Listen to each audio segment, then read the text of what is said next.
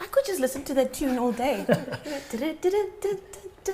It's a Monday tune. Right? Especially the end of a Monday tune. Because some people who arrived here was like, we need wine. Is it too early for wine?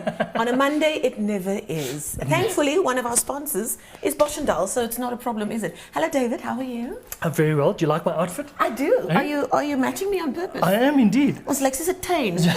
So last week, the weather was unbelievable the whole week. So I thought I planned my wardrobe a little bit earlier. And now...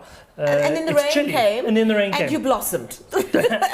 This was not planned, we promise you. He had some other shirt on when I arrived and toe kom hy uitgevat. Soos die tannie sal sê. Welcome. It is the third episode of the second season of Cooking for a Cause with this guy over here, David Higgs. I'm Marcel Gordon. I'm just here for the food and to peer over his shoulders and into his pots when he's not looking and that kind of thing. But we are quite literally in David Higgs's kitchen. If this is the first time you're joining us, welcome, welcome. Loads to catch up on, but don't worry, you'll catch up very, very quickly.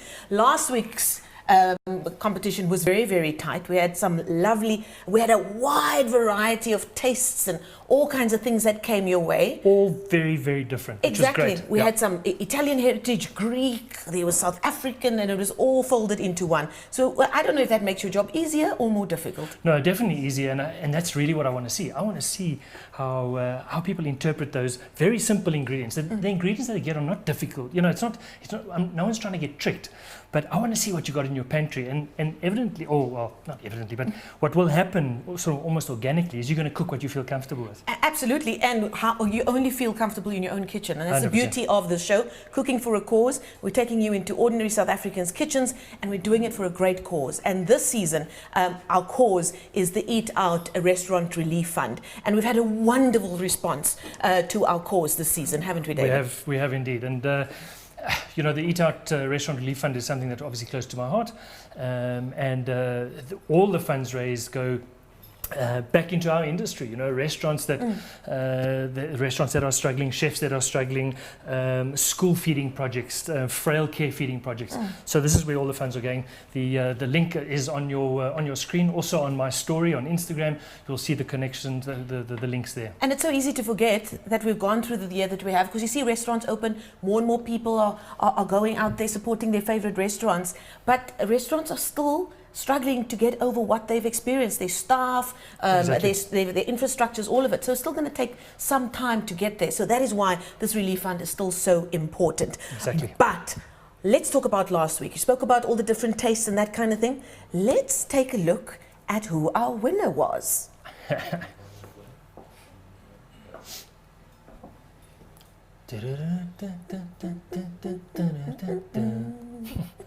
Well, we'll have There we go. all the plates are here. Ravishni, are you there?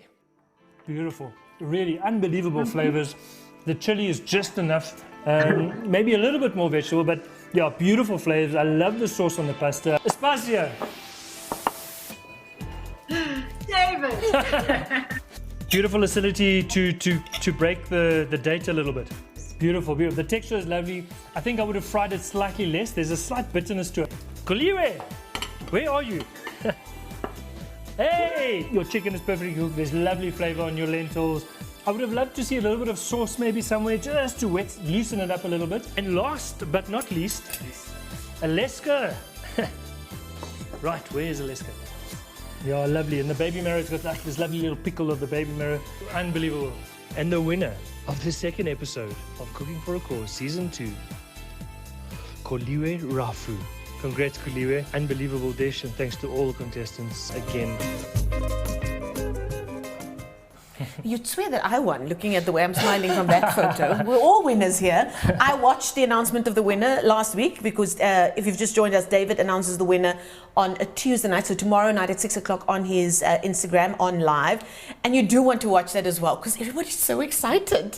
And you speak to everybody first and then you make the big announcement. And she was over the moon, wasn't she? She was beaming. In fact, everybody was beaming. It was just, I think that's the great thing about the show. I don't think anybody really minds who wins. Everybody's just happy for everybody else. Absolutely. Remember, they're all in the background on Zoom. They're chatting to each other. They're cooking together. So, yeah. There's a lot of camaraderie there as well. So Kaliwe Rafu joins Catherine Lisa, the winner of our first episode, and they'll go through to the grand finale at the Millet Kitchen. And Millet coming on board as host of our grand finale, which is fantastic. And it is going to be a beautiful space. Let's find out more about them.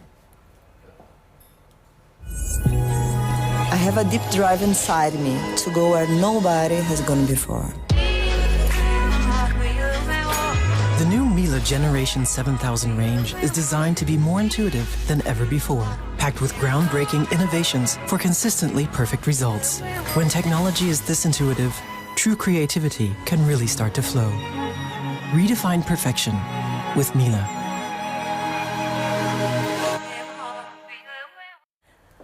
Those things catch my eye every time. Goodness me, that's going to be mooi kombuis. a baie mooi kombuis. Dit maak vir jou sommer wil kos maak, which we are here for today. So one of our wonderful partners here on Cooking for a Cause, along with Fatties and Monies with their Bellissima range, and of course Food Lovers Eatery, who take care of all the ingredients that get sent out. But of course, it's Cooking for a Cause delivered by DHL, because if it wasn't for DHL, we won't be able to connect the dots, and we'll find out more about them. And Dave's just taken a sip, very perfectly timed, of Bosch & Dahl, also one of our partners here. And later on, David will be doing his David Higgs masterclass, brought to you by Food Lovers Eatery, as well as, who doesn't need this on a Monday night, Cocktails with Dave and George, which is brought to you by Bacardi. And I heard them skinnering about what they've got planned. There are 4 cocktails planned, so brace yourselves, everybody. It's going to be a good one. But enough of all of the housekeeping. Let's find out what is in the ingredients box this week. Absolutely. So I have to show you. My boy has become the star. Has become the star of the show. Check him out, guys. That's Carlos. That's Carlos the Great. Look at him. Carlos. He looks so proud. Look, he's only got 1 tooth. The other one, we're going to have to update the photograph because now he's got 2 teeth.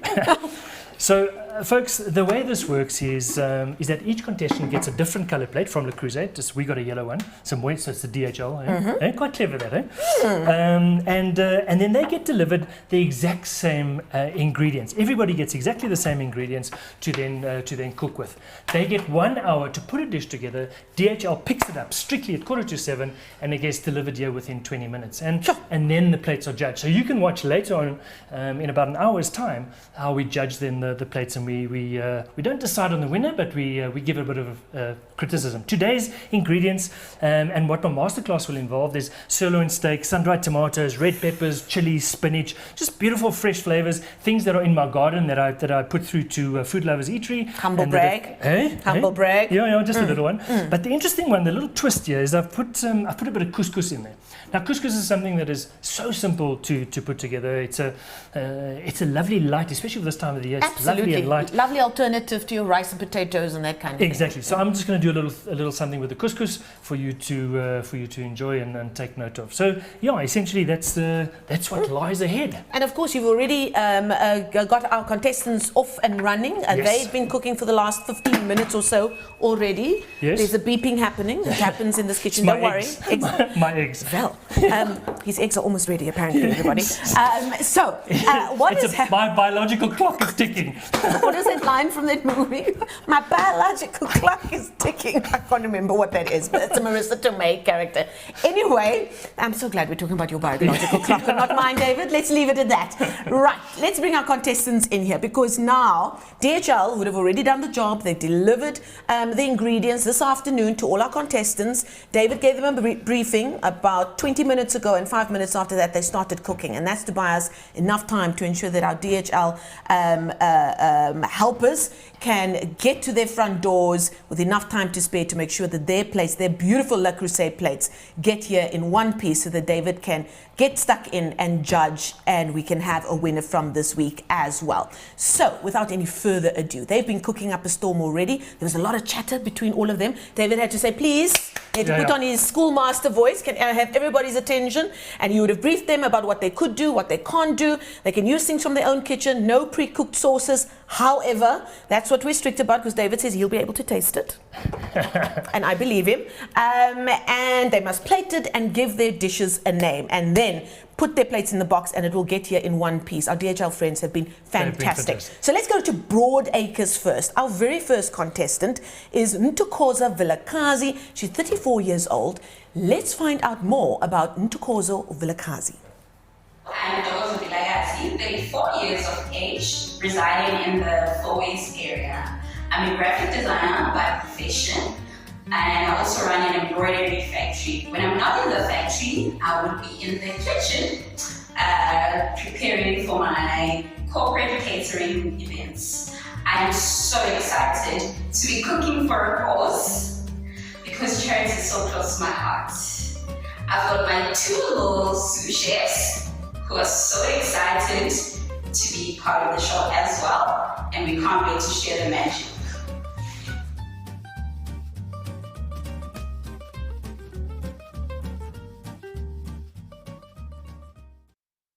Right, that's Ntokozo Vilakazi, 34 years old. She lives in the Fourways area. Very cool 34-year-old by the looks of things, and very on top of things. Oh, yes, sous chefs are there. Ntokozo, we're live in your kitchen. How exciting. How are you feeling?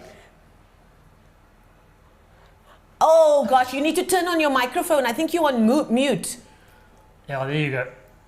Don't worry. There we go. There we go. There we go. Hello, the Vilakazis in Fourways. Hi.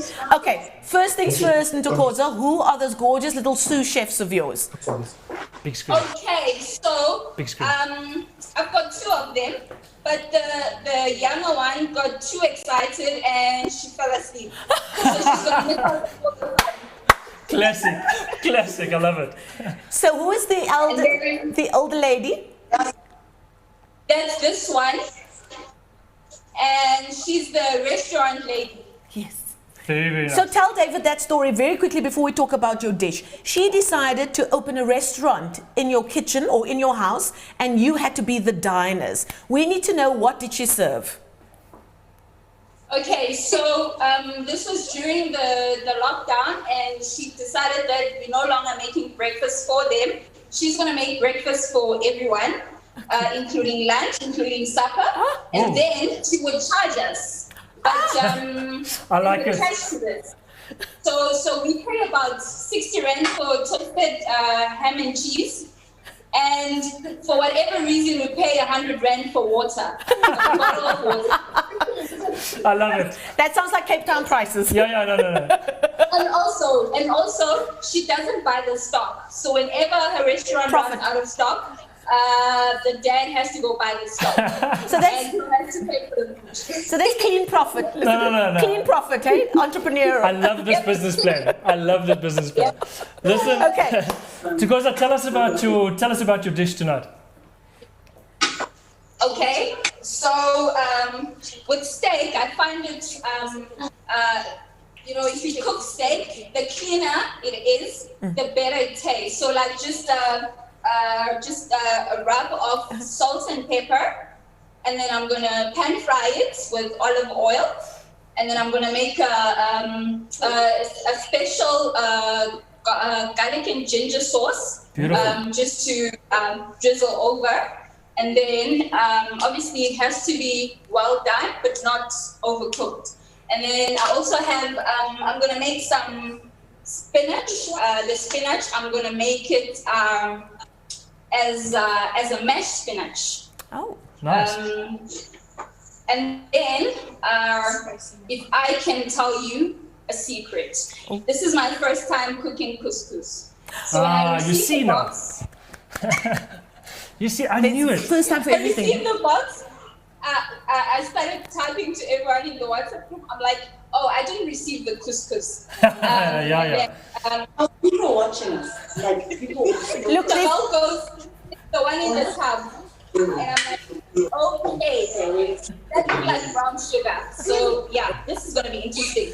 okay, We look forward there's a to it. first time for everything. Tukoza, thank you so much. We're going to leave you to it. We'll try and cross to you a little bit later to catch up with you. But you look like you're in good hands there with your sous chef, who I think is actually the one who's in charge. And I can see the sous chef, the little one, is running around in the background, directing traffic. Everything Love and it. agreeing with what her mother's saying or saying no, not the couscous. Leave the couscous alone. That's in Tukoza Vilakazi, live for us in her kitchen in the Broadacres Four Ways area, and they've gotten going. They're quite a busy little household there with some entrepreneurs in the cooking industry. Watch out, David. Those restaurateurs are coming to get you. Yeah. Let's move on very swiftly. Let's go to Kirsten Zwinscher. She's 28 years old. She's a German South African attorney. Let's find out more about her, shall we?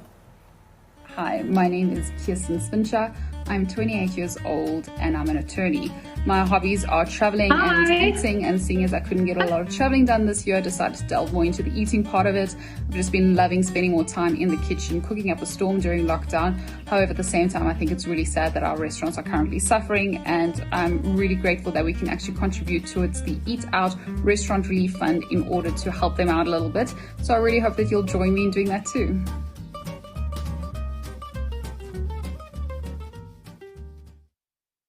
Right. Crossing over to Kirsten, are you there? Hi, yes, I'm here. How's it going? Good. How are you guys there? Yeah, very good. So listen, your dad and myself are business neighbors. Is that right? Is he at the Bella Laika? Yes, but he's retired now. Has he retired? Yeah, he turned 65 this year, so he's retired. Oh, shit, I didn't People know have that. stories about the balalaika. Yeah, exactly. Yeah. I mean, but you don't understand. It's Jürgen, or Jörg. What was his name? Yeah. Yeah. So he's been part of that hotel since its inception. I mean, Amazing. way back. Anyway, well, please give him my best. Kirsten, lovely to have you on the show. Obviously, there's a bit of food background from the family. Is cooking a big part of your life? Yes, I definitely think so.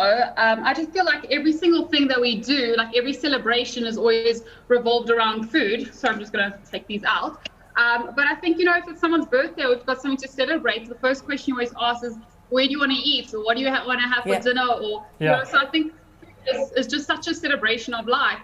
So yeah, I love cooking. I love having everyone around in the kitchen, just pouring like a glass of wine, having everyone around. So I definitely think, and I feel like I really hope that this shows everyone that cooking shouldn't be a chore. It Absolutely. should be, something that we can all enjoy together. Absolutely. I don't understand. There are people out there who actually just eat for the sake of having nutrients in their body. And that must be so boring. But all power to them. Now, Kirsten, you also love traveling. I saw in your bio, you're planning to visit 40 countries before 30. You're 28 now. You've got 3 more to go. Lockdown 2020 has not helped that quest, has it? No. I'm going to have to make up for that. So you're using your kitchen to travel around the world. So what's influenced what you've decided to cook today? So today, my absolute favorite cuisine in the world is Italian. So I've kind of put an Italian spin on everything that I've done. With the couscous, instead of using risotto to make arancini, I've done couscous arancini Nice. with the sun-dried tomatoes. So yeah, and it's the first time that I'm making arancini, so I don't know if that's brave or stupid of me, but we'll see. And then with the potatoes, the egg, and the spinach, I'm doing little spinach gnocchi. Just having that with a nice roasted red pepper sauce, and then just some pan-seared sirloin cut really thinly. And yeah, so it's definitely inspired by my love for Italian food. Beautiful. Wow. And how are you looking for time? Are you thinking you're ahead of the curve? Are you going to have enough time? Because you've got a few techniques there that you're going to have to pull off. Yeah, I think it'll definitely be a rush in the end, but I think I've got a game plan, so I think that's good. The minute we could go, I've been, putting everything in. So I had a bit of an issue because my oven broke yesterday. Murphy's Law. Always. A bit of a disaster. but I've been roasting my red peppers in a pizza oven outside. So it's nice because it's very hot. So that went much quicker than what I expected. So I feel like I'm ahead of the game. So you're a solution finder as well. Okay, that's Kirsten Zinscher, live for us from somewhere in Johannesburg. If you've just joined us, know that all of our contestants are all in Johannesburg so that our friends at DHL can get to their houses and bring their plates to David in one piece. So that's our second contestant we've just heard from, Kirsten Zinscher.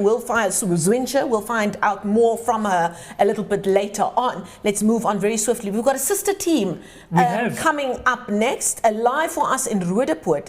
Let's find out more about Evile Gobodo and Ade Nomvete. Hi guys, my name is Ade. This is my sister Eve. Lovers of food and life. We have a culinary company called Brown Sugar Foodies. We are based in the west of Johannesburg. Yes. We're single parents raising 6 kids, and we're so excited to be part of this show. See you soon.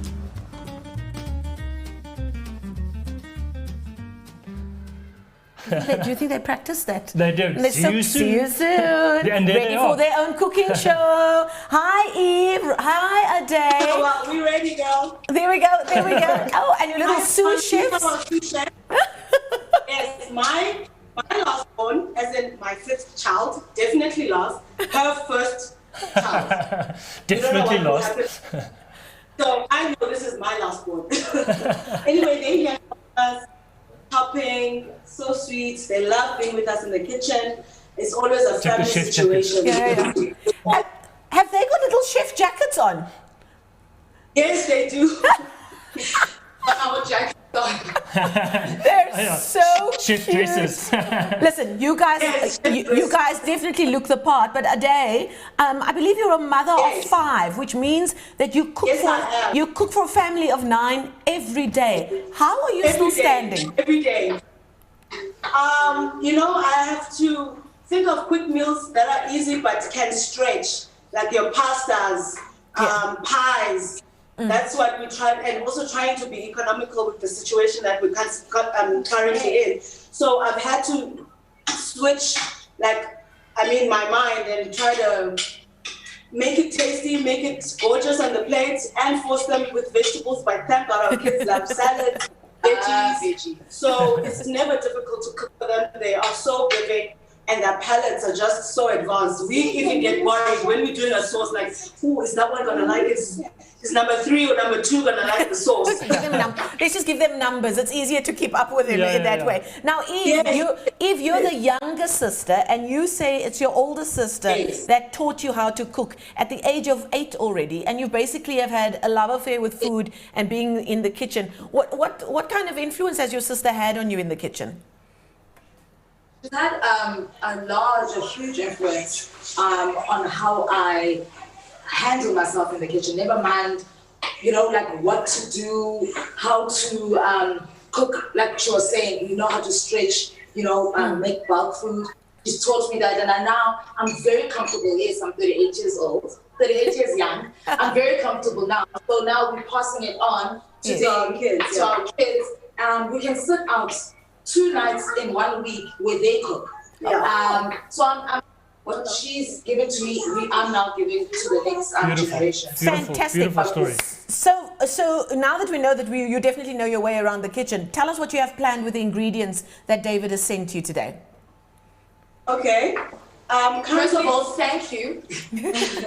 Favorite meal. It is our favorite meal, meat and potatoes. Meat and potatoes, there we go. I like it. Because meat is a very serious thing for us.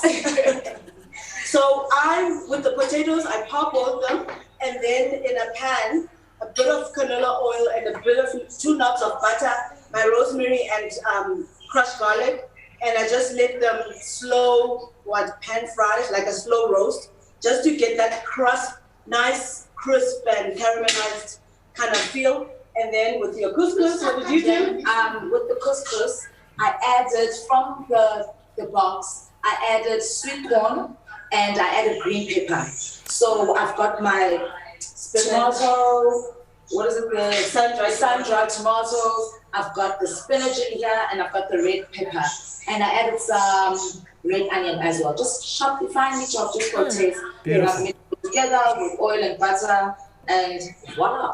Oh, and then I took the chili and the chili and the, do you have coriander? No. So the chili, I was trying to make a salsa so that it can accompany the steak.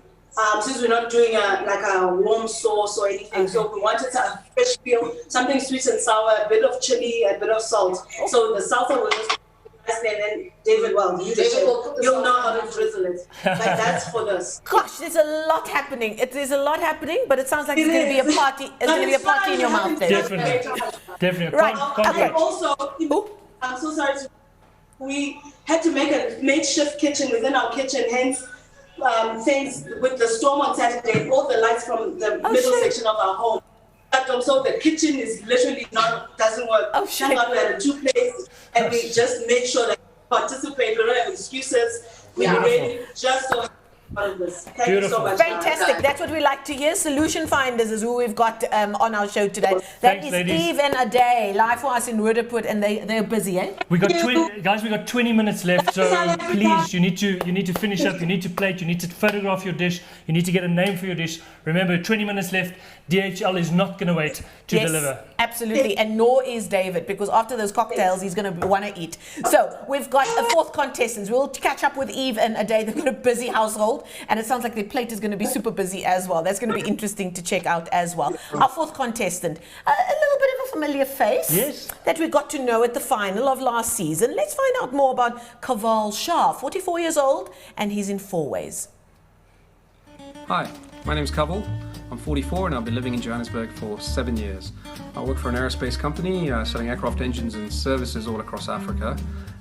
During the pandemic, though, I've been grounded and rediscovered my passion for food. And hot on the heels of my amazing wife, this is Shah's in SA Part 2, Cooking for a Cause.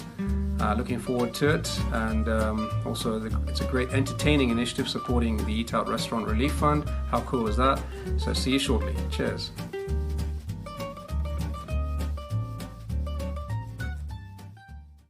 And there we have it.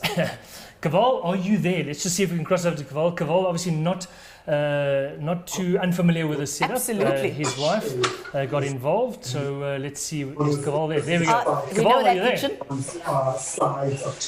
Kaval, can you join us? Are you there, Captain? Perfect. How are you, my friend? He's busy. Lovely. How are you? Yes, very good, very good. I'm very disappointed. I'm not going to lie. The last time we met, your outfit was a lot more flowery than mine. There's a big competition. I was actually trying to. There we go. Nice work. Good job. That's for the plating. Cheeky son. Always. Hey, there's another familiar face. The famous sous chef. All the sous chefs. Yeah. Exactly. Hi, Raki. In the background. Hi. So, tell us. Different things, thanks to Eskom. Oh, okay. Okay. But you guys are coping though, huh? Yeah, no, luckily we have friends in the neighborhood. Okay, good. That helps. Excellent. Kaval, tell us about the dish that you're cooking. Okay, yeah, so I think the rosemary and the spinach spoke to me, so I focused on that. Obviously, I'm going to do a steak because I need to redeem Mrs. Shah's in SA. So we're going to do a sirloin with some rosemary salt. I've got some deep fried spinach in sort of a chickpea batter. Beautiful. I've got some eggs. I boiled the eggs and I've got them marinating in some balsamic and soy and vinegar, etc. So trying something there with some marinated eggs. So it's steak and eggs and spinach, your breakfast dish, but in a different way. I like it. Sounds really interesting. So he's referring there to the final, of course, of your first season of Cooking for a Cause. Raki, his wife, very busy in the background, who told me that night she's trying to convince him to take part, and she got it right. I knew she would. But that night, you also gave them steak. And remember, she was completely beside herself because they don't eat a lot of meat in their house. Exactly. So if you watch them on Instagram, they come up with the most beautiful, healthy dishes. Meat doesn't often feature, and that's why Cav is saying, I need to redeem our family with the steak. But chances are good, it sounds like it. Absolutely. Cav, how are you feeling for time? Are you looking good? You feeling good? Yeah, I think we're coming to the crunch point now, so get we'll get there.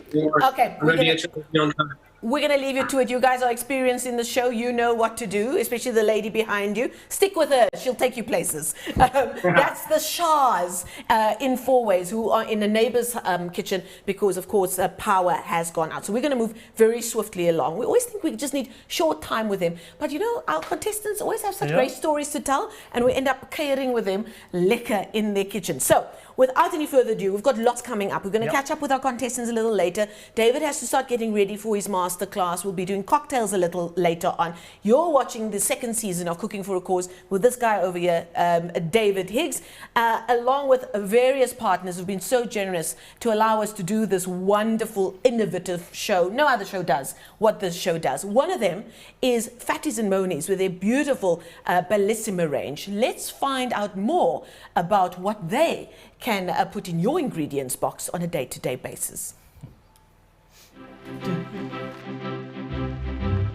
Fatties and Monies, bellissimo. Fatties and Monies, ottimo cibo. Tagliatelle, farfalle, linguini. When life inspires you to create, Bellissimo will give you the freedom to. Introducing the new premium quality pasta range from Fatties and Monies. Bravo to you. Wonderful. I mean, if pasta can make you sing like that, we should be eating it every day, shouldn't we? But our start today is couscous, which is going to be part of what David is going to give you tips on in his masterclass. And of course, the Cooking for a Cause David Higgs masterclass is brought to us with the kind compliments of our friends at Food Lovers Eatery, and he's going to get very busy and very serious very, very quickly. So get your notepads or get your phones nearby. You're going to want to take notes. I learn something new every week in this kitchen. So don't go anywhere. Cooking for a Cause is David Higgs masterclass with Food Lovers Eatery is coming up right now. Where is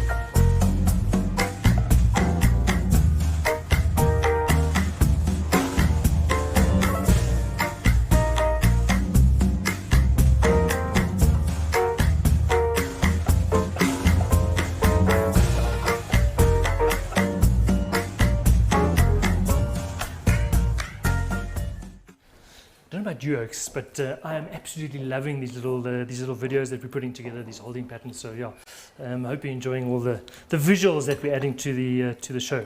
Now, basically the dish that I'm going to be doing and what I'm going to be focusing on really is just the cooking of couscous today. I'll be frying a little bit of a steak in a pan, as we do at home if we don't do it on the fire. So I'll do a quick little demo on that. But I think what I'm wanting to focus on is the couscous. So what I'm going to be doing is I'm going to be making cooking couscous, make a little bit of a salad with sun-dried tomatoes, some roasted peppers, a little bit of coriander, like a beautiful salad, a bit of fresh lemon zest in there as well.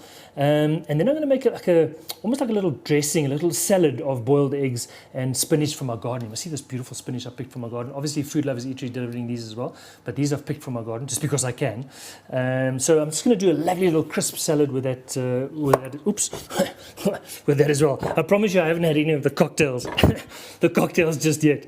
Anyway, so that's really what we're going to be focusing on right now. So the first thing I'm going to start with, I'm just going to start off by rendering my meat. So you'll see with the sirloin, for instance, it gets a hell of a rim of fat on it. So I'm just going to take that off.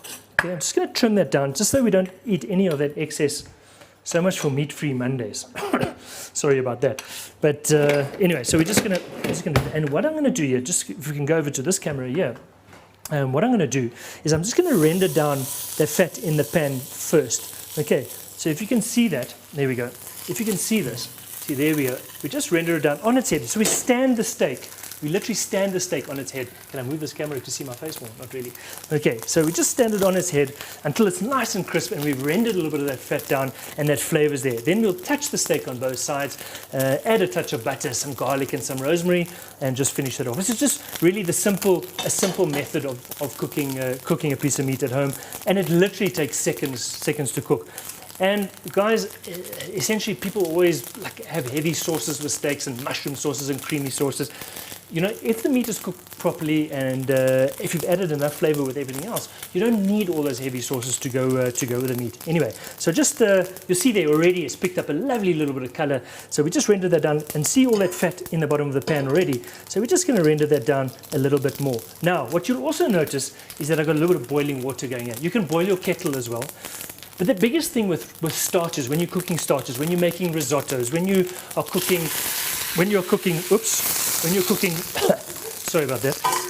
cooking rice dishes and so forth and basmati, right, different rices, the ratio of water to starch is the big thing, is to get the right. And essentially, when it comes to couscous, it's 1 part of couscous dry in a bowl, as I'll do now, and then 1.5 parts of boiling water. That's or a stock, a vegetable stock or so forth. And that's essentially all you really need. And then you've got to add your flavors to that. And I'll go through a few options with you. Look how beautifully that's rendered down. Hey, I should have been a chef. Okay, and then we touch that down in there. Now into this pan, I've got my pan on its lowest setting. It doesn't have to be on its highest setting. And into that, I'm just going to add a touch of crushed garlic, all right, and a knob, just a little knob of butter. Okay, now that then is going to be my flavor. Beautiful, look at that. Just a splash of butter. It's Monday. Okay, tomorrow we don't have to use butter on anything. In fact, for the rest of the week, you don't have to use butter on anything. Positive. Liar. Exactly. So, and then into this, we also drop, hey, just a little bit of rosemary for flavor. I've got the biggest rosemary bush in the world outside. So we're just going to, now, don't forget, which I've just forgotten to do, don't forget to then season. Okay, just a knappie sout, as my mom would say. And then just some black pepper. Beautiful. I put black pepper exactly on one spot on the steak. Let's just spread that out a little bit. All right, and then we just turn that over and we do exactly the same on the outside. Look at that beautiful color on this meat already. Dave, unbelievable. Okay, just a touch more salt on there. Nog a knappie sout, and you must smell this. Marcel, can you smell here? Yes. Okay, so there we have it, just in the pan. I mean, just look how beautiful. I mean, you can see the flavors. Hey, unbelievable. You can see the flavors in there. So we're just going to cook that. We're going to cook that medium rare. And essentially when it gets to medium rare, you can pop it into the oven if you want to as well. But we're going to cook for a minute and a half on both sides. And then we want to rest it in that pan, in those juices. Keep turning it over. Just let it do its own thing. I like to cook my sirloin a little bit rare to medium rare, and we'll see how we go with that. Okay, so that's the first step basically done. Now what I'm going to do, in the same juices, okay, in the same juices, Dave, let's pay attention, I'm going to cook my red pepper. I'm going to add my sun-dried tomatoes to that, and that I'm then going to add to the couscous, just so that we don't lose any of this flavor that's going on in this pan. So I'm just going to cook that a little bit more. We're going to head over just back to this camera before we carry on. Okay, so what we have here, we have our bowl, all right, and I'm going to add the couscous. You can see the amount of couscous that I'm going to add to that into our bowl. Now, what I have handy is a bit of cling wrap. Make sure that you buy the biggest roll of cling wrap that you can, okay? Because you can literally cling wrap the car if you want to. All right, so a bit of cling wrap, and then into this we are just going to add, okay, a full, all right, 1.5, the ratio over there, into that couscous of boiling water. Guys, it's that simple. Now, quickly, very quickly. Oh my goodness! Now I can't find. Waar is die einde van die ding? You see now, now I'm under pressure and I can't find the end of this thing. Your eyesight's not that great anyway, David. Easy. All right, so we just wrap it up there. And basically what we're doing is we're steaming the couscous. It's a good thing that we have the biggest roll over here. Right? We're steaming the couscous. Beautiful. Guys, just now, myself and Jordan are going to be talking cocktails. And this week the theme is whiskey. You'll notice that I have a little bit of a Craig Lychee here. A 13-year-old with a splash of rosemary in it. The rosemary was an accident. I was tossing it aside and it ended up in my drink. It is actually quite It's actually quite nice. I just crashed it a little bit with a, oh, fuck. The fucking, the vlees. Kerels, die vlees. All right, so there we have it. Oh, so there we go. Yeah. All right, now, what we're going to do is I'm just going to, this meat is now cooked. A little bit on each side. I'm going to take that off the heat, and I'm just going to cool that in the pan. All right. I'm going to, actually what I'm going to do, guys, I'm going to put that in the oven. All right. Just so that it doesn't cool down. Put the oven on 50. 55 is medium rare, going on to medium. So put the oven on to 50 so that it doesn't overcook. And just keep your meat warm there. You want it to rest. Now we've got this beautiful sediment in this pan. I'm going to take out all the garlic and everything else, just so we got that sediment. And into this, guys, into this, we are going to add the red pepper and the sun-dried tomatoes. We're going to soften it. Soften, sachis. We're going to soften things. Okay. 5, what? Oh, 5, guys, 5 minutes. Just look how beautiful this blouse is. Hey, Marcel? You're feeding yourself now? Yes, I'm telling you this one. Anyway, so heading back to this camera, let's just take this rosemary infused whiskey away. I'm just going to dice my peppers quite finely. Now, guys, couscous. One of my favorite things to do with couscous. Finely grated carrot. I don't have carrot here, but finely grated carrot. All right, that you then mix into the couscous. It makes the couscous go orange, orange, orange. And then add into that orange juice. See what I did there? And coriander. Guys, I promise you, one of the nicest things that you can do with beautiful. And then you can add a touch of cumin to that if you wanted to as well, and so forth. Okay, just finely diced red peppers. I'm gonna be generous with the red pepper, and I'm generous with the tomato concasse, because basically a tomato concasse. What am I talking about? The sun-dried tomato. Sorry about the snorting. Let's get very excited. It is Monday after all. All right, so into that. Guys, how am I doing for time? Have I got... Does that mean I've got 4 minutes left? The contestants have 4 minutes left. Okay. And then we're going to cross over to them as well, just to see DHL picking up the product and so forth. And then we'll come back to me and my masterclass. I just want to get this on the go. And then we'll go over. So that's my red pepper that's in there. I'm going to add a touch, let's pull that onto the heat. I'm going to add a touch of sun-dried tomato to that. The sun-dried tomato gives it incredible flavor. Now what's important is the sun-dried tomato has a lovely oil that it comes in.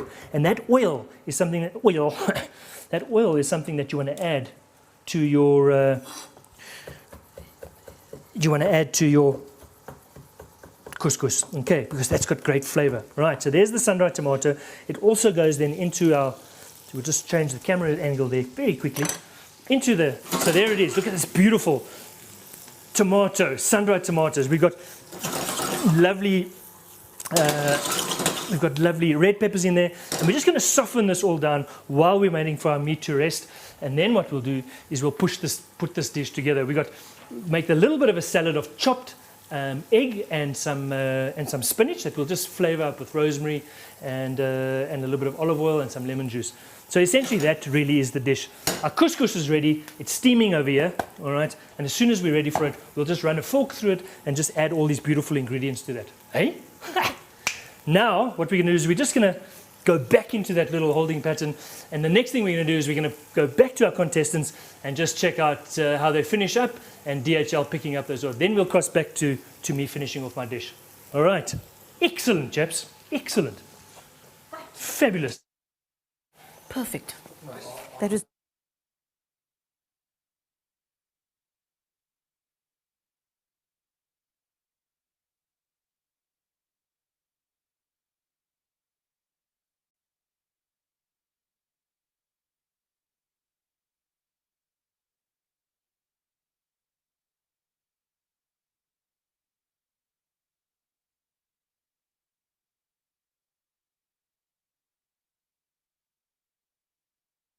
Juice in the couscous.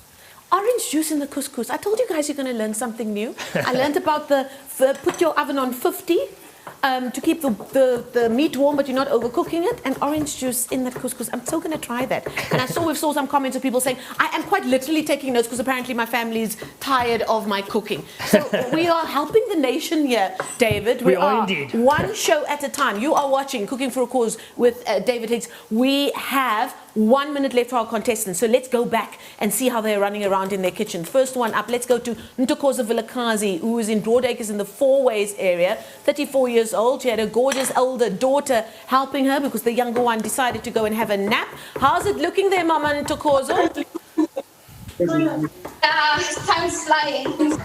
Yes, you've got a minute to go. You still have to plate. So just tell me quickly, what's the name of your dish? I need your phone. Where's Auntie Pierce? I need a phone, guys. I need your phone. What is the name of your dish?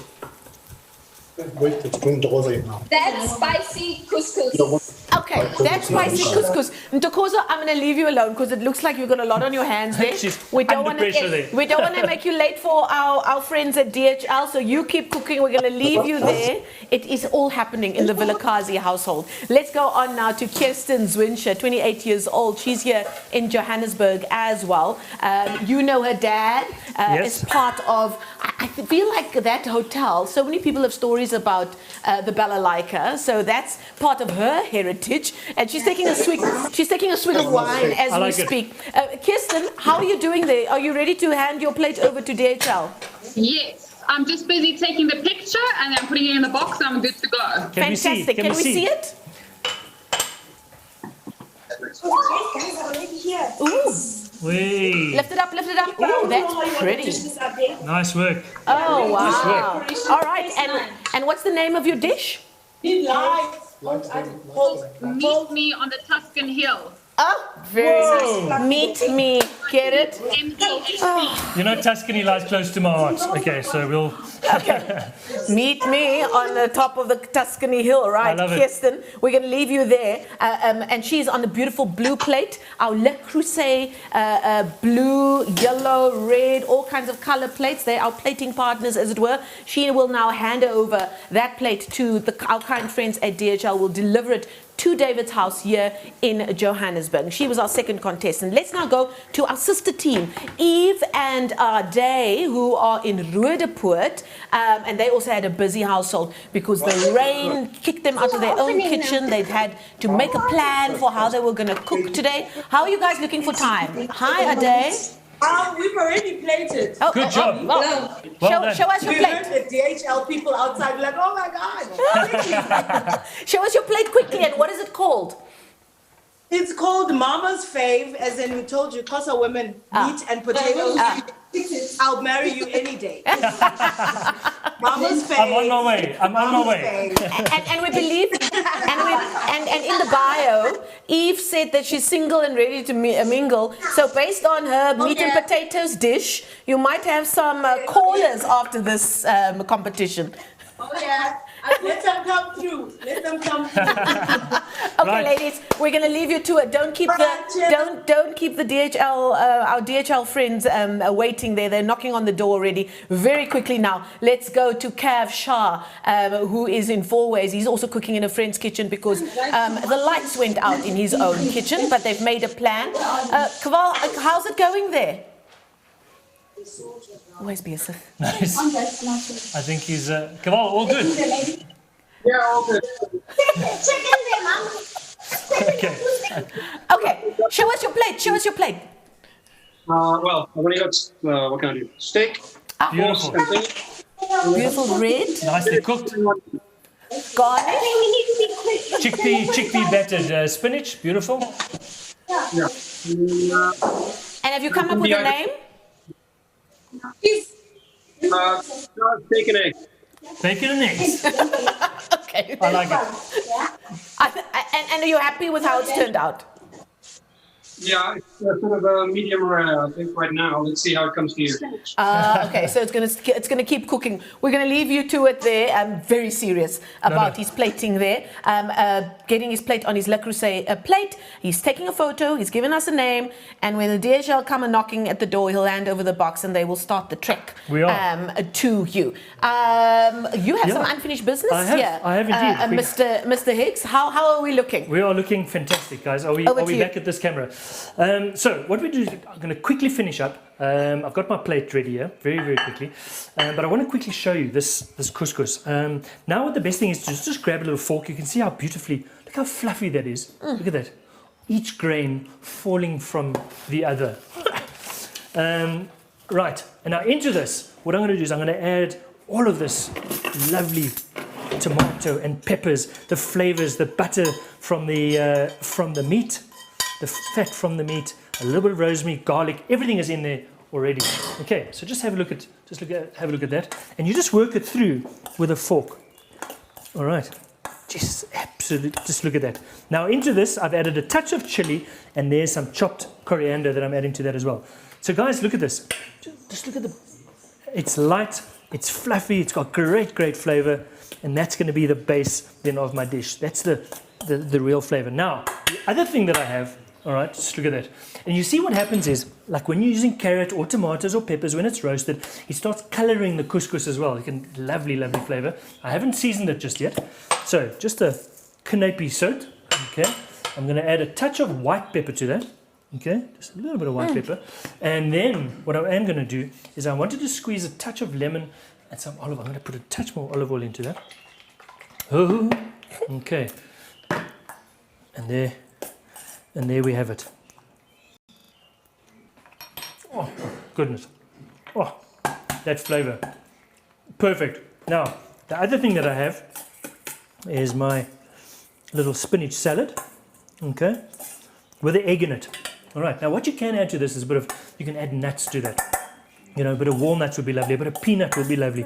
But the walnut, I think, will probably be a bit of... So we've got boiled egg and fresh spinach. So these are clean flavors. Now, for me, a lovely dish with just this, nice and warm, with the ice cold, that with the nuts in. Beautiful. There's your meat-free Monday tip for the day. But we're not going to do that. All right, so I have my meat ready. I'm just going to quickly carve that, and then I'm going to plate that for you. Beautifully medium rare. Lovely flavors. And there we have it. Mona Lisa, are you there? I need a lemon. Okay. There's a voice from the back. Okay. Have you got a lemon for me? Oh, perfect. Look at that. Yeah. So, just a quick zest of lemon into the couscous. Okay. Beautiful. Zest of lemon in the couscous. And then what I'm going to do is just a squeeze of lemon into both of these. Oh my God, this is delicious. Yeah. Oh. Squeeze of lemon, and we are ready to rock and roll. Right. Into the bottom of the dish, we spoon. Okay. Into the bottom of the dish, we spoon our couscous with lemon. Oh, guys, you must smell this. Wait, let me smell. Ja, kom reik hier so. Oh my God. Ja. But that zest of lemon just like gave it a kick, didn't it? Just and you were right about the color. But look how beautiful this looks on this yellow plate Beautiful. as well. Eh? Oh. Guys, unbelievable. Right, so that's that. It's like a summer day, David. Hey, don't you think? Yes. Okay, my little bit of sirloin. I'm not going to do too much. Just a little bit of nice rare sirloin on there. Okay, just a lekker. This is actually a lovely lunchtime dish as well. And we're going to put that little bit of fresh spinach over the top with a lemon and the nuts, which are not in there, and a bit of extra egg, a bit of extra protein. So there we go.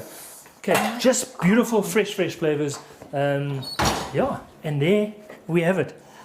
What would you name your dish, David? As bright as my shirt. And that takes some doing, right? Yeah, exactly. So there. Come put it there. There we have it. So there's our first dish. We are now going to wait for the other dishes to arrive from DHL,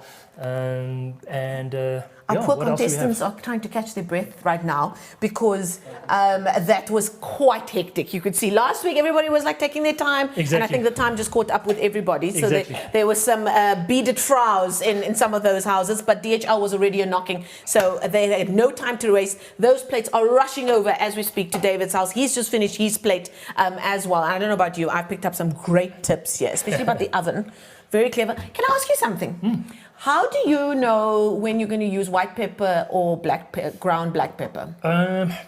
you know, Is you it got just the personal you got taste? the flavor in your head, and sometimes with couscous and things like that, you don't really be biting into coarse pepper. So things like mashed potatoes, things like So is it more texture thing than a taste thing? Yeah, 100%. But obviously, taste has a role as well. And I suppose also some people prefer it as well. Exactly. Okay, see, Right. I told you you'll learn something new. It's an educational show, really, with drinking and cocktails. I mean, what more can you ask for? But we're also here for a very important cause. Our cause for the second season of Cooking for a Cause with David Higgs is, of course, the Eat Out Restaurant Relief Fund, who've been doing amazing work throughout this insane year. Lockdown started in March. People were left without work. They couldn't put food on the table, and our most vulnerable really needed us most. And that is where the Eat Out Restaurant Relief Fund has stepped in and continued to do work on a day-to-day basis. Let's find out more about the amazing stories that we've heard as a result of the Eat Out Restaurant Relief Fund. On the 27th of March 2020, President Cyril Ramaphosa announced that South Africa would go into level 5 hard lockdown. Across the nation, restaurants were forced to close. Kitchens stood empty. More and more South Africans were going hungry. But hope was on the menu. Restaurants saw the need and opened their hearts and kitchens to feed the hungry. We saw the desperation restaurants were facing to keep their businesses alive, and we knew we needed to help. Less than a month later, the Eat Out Restaurant Relief Fund, in partnership with Community Chest, was born. Together, we helped feed South Africa. Together, we supported restaurants to pay their staff and suppliers. We cried, we laughed, we protested. We partnered, we fundraised, we auctioned, and together we raised over 2.7 million rand. We supported, we donated, we showed compassion. And with your help, 55 restaurants all over the country received relief. And the need was so great, the support so essential, that we refunded 33 of them again. Thank you. Thank you, Eat Out.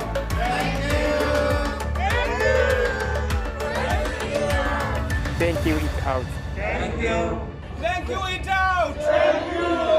Thank you, Eat Out South Africa. We cooked and we fed. And together we produced over 1 million meals. We helped. We helped. We helped. We helped. We helped and will continue to help. But for now, we want to say thank you. Thank you to our partners, funders, supporters, and to you, South Africa.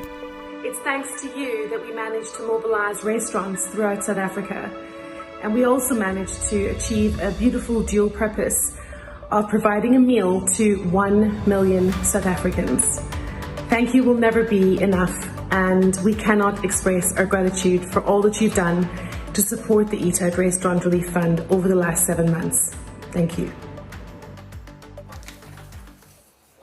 Oh, kitchens of all shapes and sizes, run by South Africans of all backgrounds and all races. That is what we see there, and the work being done by the Eat Out Restaurant Relief Fund. But also just a snapshot of what South Africans of all walks of life have gone through this unprecedented year, 2020. When we find ourselves at the beginning of November, can you believe it? But through organizations like that and many others, ordinary South Africans have been able to get involved and help their fellow South Africans when we really needed each other the most. And if you want to get involved, you can see those details right there. You can scan the QR code. All you need to do is open your smartphone, open the camera, hold it over that QR code, and you can donate 50 Rand to help Eat Out, the Restaurant Relief Fund, continue the amazing work you're doing. You would have recognized some of those very familiar faces, many of whom have experienced things that they didn't think they would in their lifetime. But that is what this year has done. It has humbled so many of us in various industries.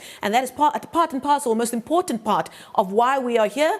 I mean, today was an education. If that isn't worth the 50 Rand to the Eat Out Restaurant Relief Fund, I don't know. I'm getting friends WhatsApping me saying, I was just busy in the kitchen quickly. I missed a certain part of the recipe. You guys can go onto Dave's Kitchen YouTube page. You can subscribe.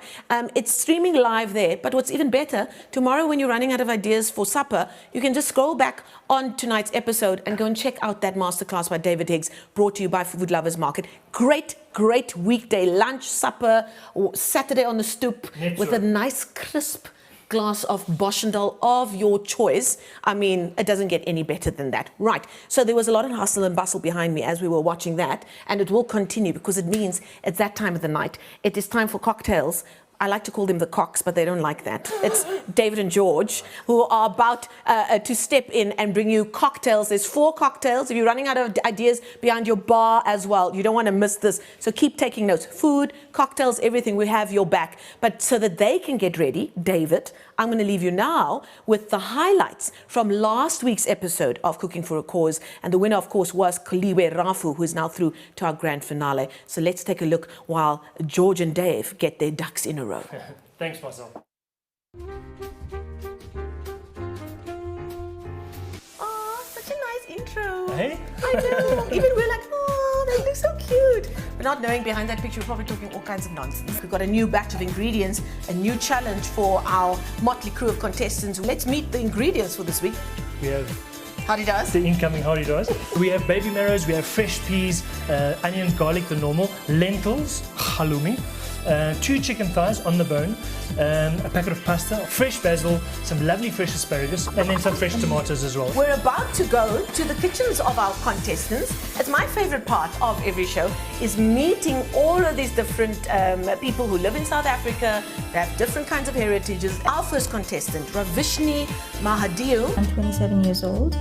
I am first generation South African, Mauritian by heritage. Hi. Hi. Hi. Do you live family? Come, let's see them. Let's see them. Hey, there's everybody. Aspasia Karas is our second contestant. Hi, I'm Aspasia Karas. Look how fabulous you look, Aspasia. A lovely selection of contestants we have today with people from all kinds of backgrounds. We've got somebody who's taking part who is of Mauritian descent. You are of Greek descent. All right, so on to our third contestant. Hey, my name is Koliwe. Now, you are originally from Matatiele in the Eastern Cape. On to our fourth contestant, Aneska Latsky. My name is Aneska. She's a girl unto my own heart. Looking forward to a good night of cooking and lots of wine.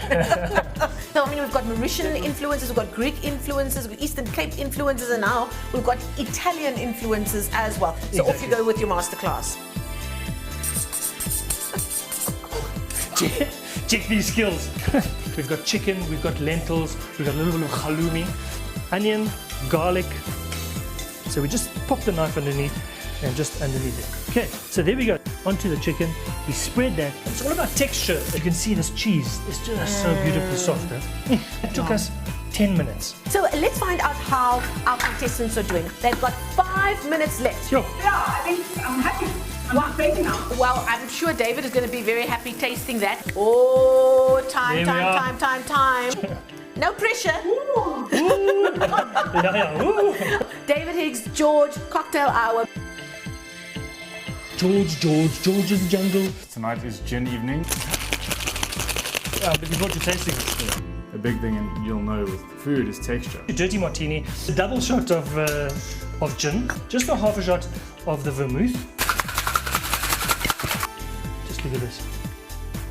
The Ramos Gin Fizz. Some soda Beautiful. water. Soda water. Just gonna pour that straight in. Georgie! Looking good, hey? Guys, it's phenomenal. It is phenomenal.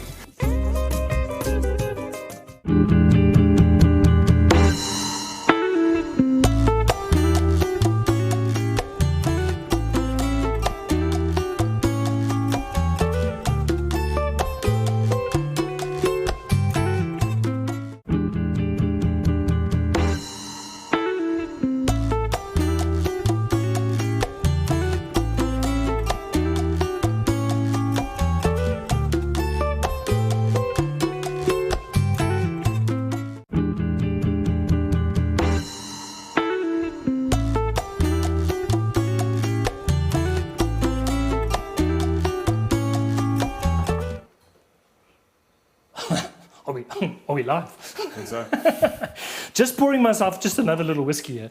No, chaps, to be on a serious note. So why have we incorporated this into the show? There was such a, during lockdown, myself and George obviously chatted about cocktail hour and so forth, and people have really missed it. So together with Bacardi, we've teamed up, and we've just brought it to the show, brought it to Cooking for a Cause, and just to have a little bit of fun. And it's a Monday night after all. I mean, let's start Monday. Let's start the week off with a bit of a bang. So thanks to Bacardi for joining us in on this, and you'll know that George is an absolute cocktail nerd, and if there's anything that you want to learn, and my love for cocktails have really, really grown. So, Georgie, we're going to cross over here.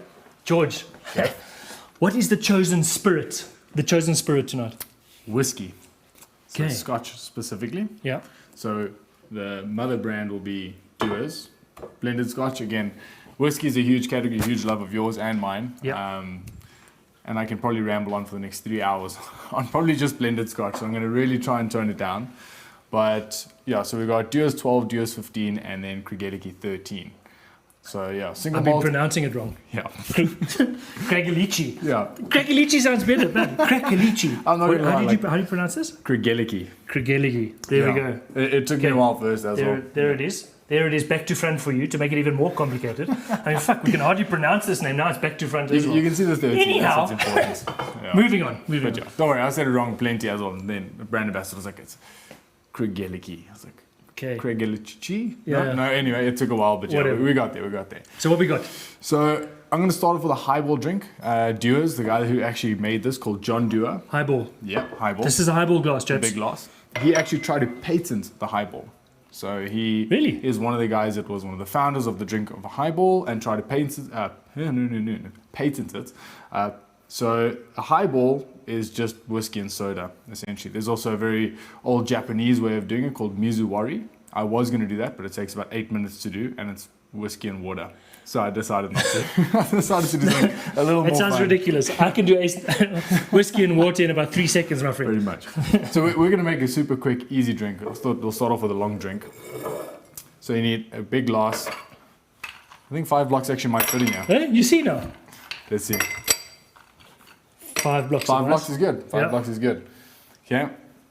We're going to start off. We're going to use Dewar's 15 for this one. The biggest jigger in the world. I mean, guys, Hold on, I have one bigger. Look at the size of this thing. I mean, this is about no man. Yeah. It's like a goblet of whiskey. It's it sounds a great to day me. single. Let's do that one. Okay, so yeah, a big measure of Dewar's 15 just to kick it off. Beautiful. And while everyone's watching at home, wondering what the number is on the whiskey, that is the youngest whiskey in the bottle.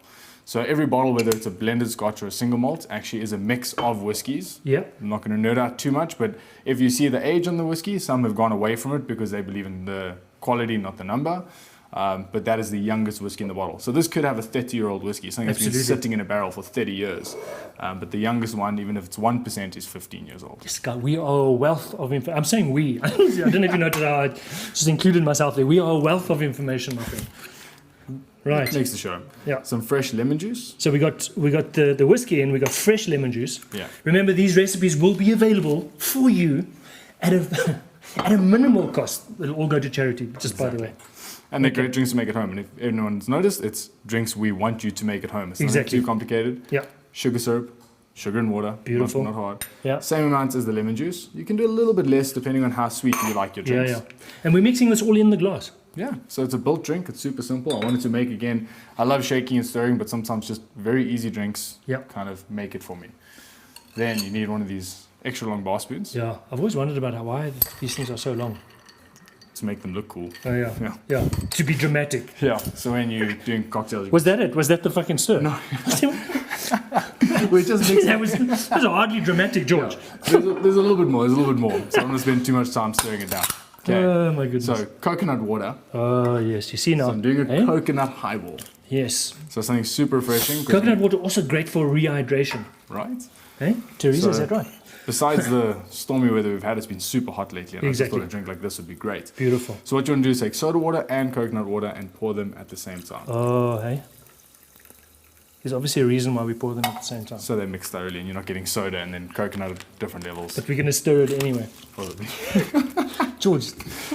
But you don't want to stir too much because then you're going to kill the carbonation. Oh, So yes, just you a see quick now. little dip. That's it. Not a fancy stir again. George, are you kidding me? There's one more touch. There's one more touch. This is quite a complicated drink. Okay. Peach bitters. beautiful. So it'll just add the aromatics on top of the coconut. Lovely. Do quite a little float on top there. Jeez, it is. Yeah, nearly done, nearly done. Got to add aroma. Yeah. So we got some beautiful mint. Lovely. Stick that straight down the side. And a little pinch of desiccated coconuts. Dedicated. I always call it dedicated. Dedicated. Huh? As a kid, I always got the spelling wrong. It's a dedicated coconut. This is a dedicated coconut highball. So that's what it's called, desiccated coconut highball. No, it's just coconut highball. Coconut highball. Can I give it a try? Please do. Okay, so George, just run us through the ingredients just once more. Okay, I made it look way harder than it is. It's just a good quality blended scotch like a Dewar's, lemon and sugar to balance it out, and then coconut water with soda water. And then again, you know me and bitters, so I've just But we can use Angostura bitters. You can, of course. You can add any bitters that you really want. I've got a lot of flavors now, so I'm playing around with a lot of flavors, but the peach and the coconut just work really, really well. Guys, you have to do this drink. It's refreshing, it's light, you don't taste the whiskey. If the whiskey's, well, I don't want to say you don't taste the whiskey, but it's well balanced and it's not overpowering. So, yeah, Georgie, this is a lovely drink. Thank you. For a Monday. I was very excited for this one. And it's not too alcoholic, because we are watering it down. No, exactly. So. We are watering it down. All right, I'm going to come back in just a second with remember I used apple cider last week, so I'm loving the Cleveland Jack apple cider, so I'm going to the Cleveland Jack apple cider, which I'm going to add to whiskey as well. So I'm going to come back with that. Very, very simple dish, drink. So if you give us 1 second, we're going to clean up and then we'll be back with that. We are still waiting for DHL. Don't worry, as soon as those dishes arrive, we will cross directly over to them. Right, Georgie, Let's just clean up quickly.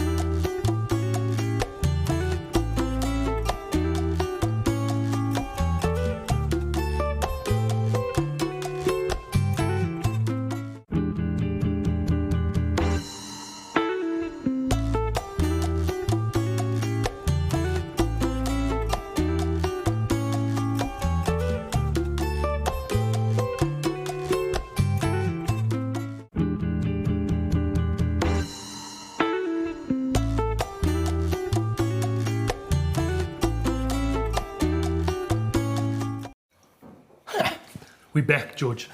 Guys, so this is my little... So every week George phones me and he says, okay, guys, today we have to use whiskey. And then I sort of Google, I check what's in the garden, and then I try and put something together that I kind of like. So this is my little drink. We don't have a recipe for it just yet, but it will be up next week.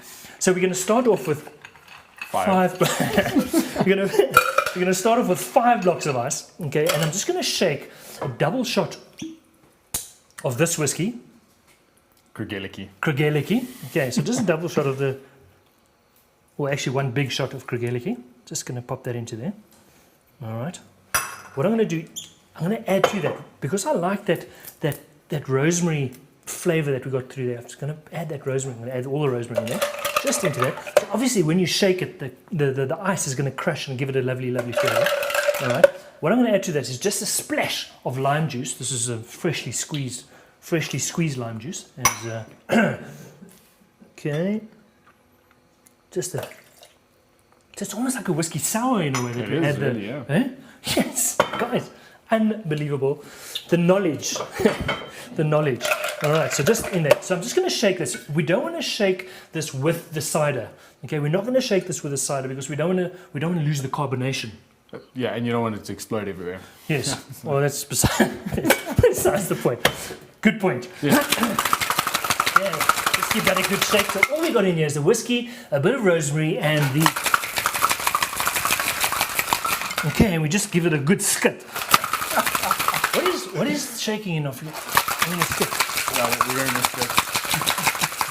Okay, and there, guys, we have it. Okay, very unglamorous way. Now, into my glass, I'm just going to add a couple of blocks of ice. Just be careful you don't crack it. Just a nice delicate. Okay, just three blocks of ice. Okay, and then we're going to strain this into there. Right. With this huichi there. Oh, just look at that. How good is that rosemary smell? Oh my goodness, you can smell it, eh? Oh, just give that a whiff. Beautiful whiff. All right, so what I'm going to add to this now is my...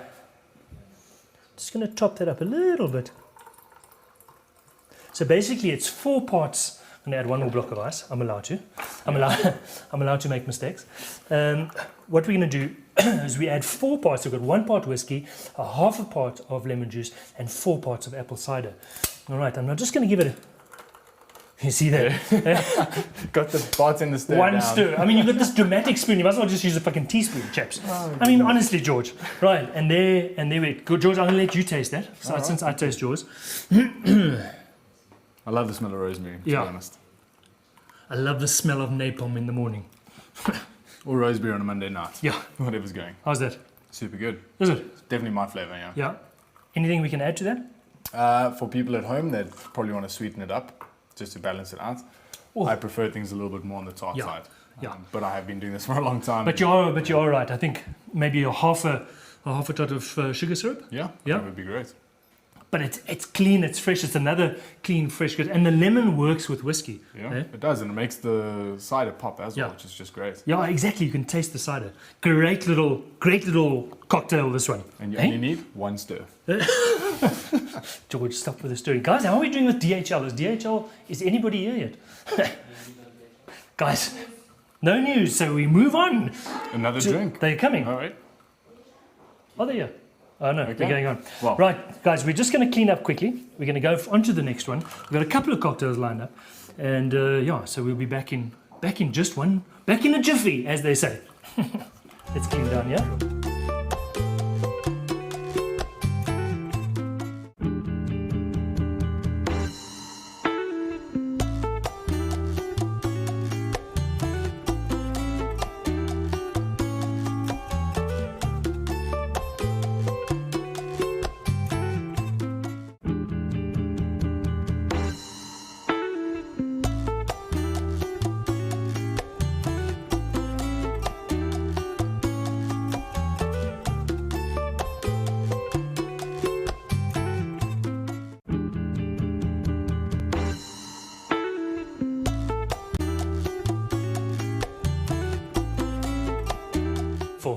Beautiful, George. We're back so again.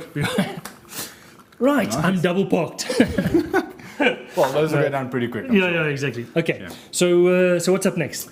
The cacao old fashioned. So old fashioned is one of my favorite style of drinks. Definitely. Very spirit forward. Yeah. If you guys have a new spirit that you want to try, an old fashioned is a great way to kind of test what that spirit is about. So what is a So what is a classic old fashioned? Because I mean, there's so many variations. Classic old fashioned is spirit of any kind, sugar, water, and bitters. So spirit of any kind. So the first cocktail recipe, that was the definition of it. Yeah. Spirit of any kind, sugar, water, and bitters. Obviously, water later became ice. Yeah. And then an old-fashioned, because it was an American drink, became bourbon. Yeah. Yes, of course. But originally it was a spirit of any kind, and now it's gone back to that where an old-fashioned is a style of drink, not just bourbon. Yeah. But if you walk into any bar and ask any classic bartender like myself for an old-fashioned, with no definition on spirit, you're going to get a bourbon old-fashioned as a standard. Beautiful. So we're moving a little bit over, and we're going to do it with a single malt scotch. So we're going to use Craigellachie, however you say it. It's tasty. It doesn't really matter. But yeah, so we're going to use that as our base. So this is the hero for the drink. What a great sound that is on a Monday. It really is, eh? So again... So we're going to stir this drink, yeah? Yes. Okay, More- so guys, more than one remember, stir. so what's interesting here is that we've already done 3 different types of drinks here. We've done a shaken, which was mine. George did a built cocktail in the glass. You build it in the glass. And then now we're doing a stir. Now, we've got a very big glass. We've got a very big teaspoon. So hopefully the stir is going to be a little bit more dramatic than that. So we've already got 3. What is the other types of drinks that we have? There's another short drink. So we did 2 long drinks to start with, and then we're going to finish off with 2 short drinks. Okay. the last one is also super refreshing. It's actually based off of a gin cocktail. Yeah. And then the guys from Dewars changed it around and Yeah. they've called it a Dramble. Okay. Super tasty drink. Also kind of uses another liqueur and brings a whole different element to a whiskey cocktail. Beautiful. Super interesting. Beautiful. But this So, one also... There we got it. Yeah, this one can definitely be a dessert style drink. You can have it any time of the day, but you know, as a nightcap, and those who don't know, a nightcap is a drink to end off the evening. We're going to use half a shot of full cream sherry. Nice. I see DHL have just arrived quietly around the back here. Yeah. And then half a shot of creme de cacao, which is a white chocolate liqueur. So it sounds like it's going to be too sweet, but it just works. White chocolate. Oh my goodness, that is Right? good, huh? Yeah. Too much and it can be super overpowering. Yeah, exactly, yeah. But this and the full cream sherry just work Beautiful. amazingly. Quite sweet, both of them as well, huh? Yeah, they are. Yeah. That's why there's nothing else in here. There's no Yeah. extra sugar syrup or anything. Obviously, lemon juice would then be going to a sour style cocktail. This is an old fashioned cocktail. Beautiful. And then some orange bitters. Mhm. So for those who haven't had orange and chocolate, Or you can use the Angostura. Yeah. I mean, just generally speaking, I mean, it's probably the thing that we the most uneducated about are different styles of bitters, you know. For sure. So yeah, there we go. I'm gonna add 5 blocks of ice. Beautiful. And now, And then can I stir? Come on, George, let go me for stir. it. Which end do I use? What? Okay. Yeah, So now there's this thing here. What are you supposed to do? Spirit fingers, yeah. Spirit fingers. So there we go. Clap when you shake, and then spirit fingers when people stir. Just look at the technique here, chaps. Look at the technique, and generally when you're stirring like this, what's it? 30 seconds? Yeah, 30 to 45 seconds. 30 to 45 seconds. There we go. Hey, look, technique's super good. It takes me a while to get bartenders to learn how to do that. So I'm pretty impressed. Hey, not bad. Yeah, no, it's pretty good. Yes. Oh, no, you see what I did now. Fucking. I jinxed it, sorry. You jinxed it. You jinxed it, Georgie. All right. Okay, so let's just give that a bit of a. Oh, that is lovely. It's amazing the chocolate that comes through with this. Huh? Right. Unbelievable. Okay. Unbelievable. 100%. I'm getting. Josie is settling into me nicely here. A little bit of ice. A little bit. Only 2 blocks. Yeah. I'll swap hands so you guys can see what I'm doing. Yeah. Strain that straight out. Now, I normally just do like fruit zest and whatever because I love the aromatics. Yeah. But I couldn't help. But then orange. The orange intense. Yeah. Yeah. And with the orange bitters and the white chocolate, like it all Beautiful. just works. Yeah. We're going to be generous. 2 Eh? slabs Whoa. on the rim. Oh. Cacao old fashioned. I'm gonna give this a but how is this for an after dinner drink? Right. Eh? It's got all the bits. I mean, we got creme de cacao, we got a medium cream. Is it a medium cream? Full cream. Full cream sherry, beautiful whiskey, a splash of chocolate. My phone is lying next to me, and Siri just Siri just got involved. Yeah. And how beautiful it is to have the chocolate with the drink. Just makes all the orange flavors pop. Oh, George, man, what a lovely drink. Oh. Guys, you gotta try that. A little bit different, but I actually made this at like 9:30 in the morning just to make sure it was good for tonight. So At it was 9:30 9. I this was morning. really, Yeah, beautiful. With scrambled eggs. So this is great with your listen. This is great with your all grain flakes in the morning. Okay. We'll put. Is this Kellogg's? Sorry. Shit. Not allowed. Can't be using Kellogg's. Anyhow, there we go. Listen, guys, DHL is arriving. I think we've got 1 or 2 plates that arrive. So we've got time, George. We've got time for one more cocktail. Cool. Which you're going to be talking me through. Yes, sir. So we're just going to clean up here. We're going to get ready for the last cocktail, and then we're going to go straight in to the judging of the plates. So stick around, please. We've got one more cocktail, and then we'll get back into the judging of the plates. Cool. Okay, let's clean up over here.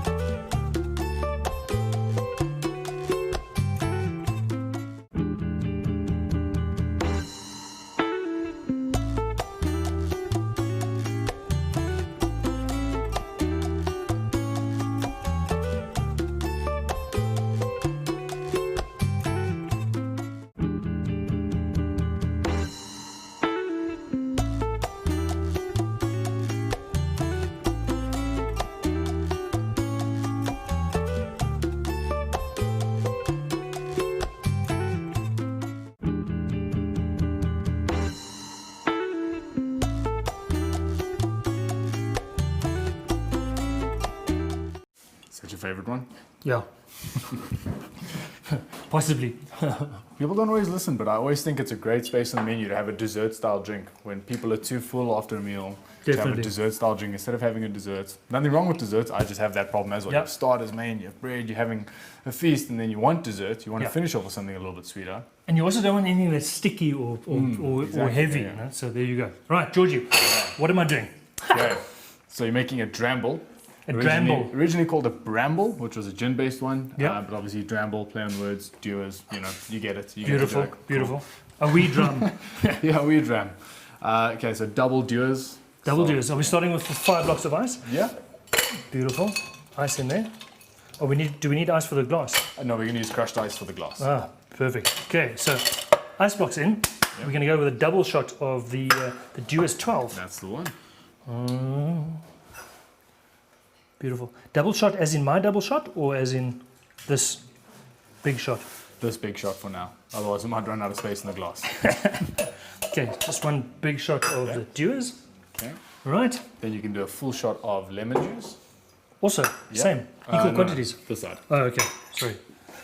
Half of Perfect. the lemon. Okay. Beautiful. Okay, so we got the whiskey, the lemon. Yep. What Then else? the sugar syrup, so this on Yep. the side.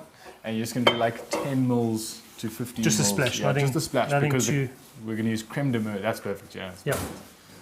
Just a little bit of the sugar syrup in there. And that's it for now. Yeah. So you're going to shake that drink as is. So Yep. you're going to shake the whiskey, the lemon, and the sugar Yep.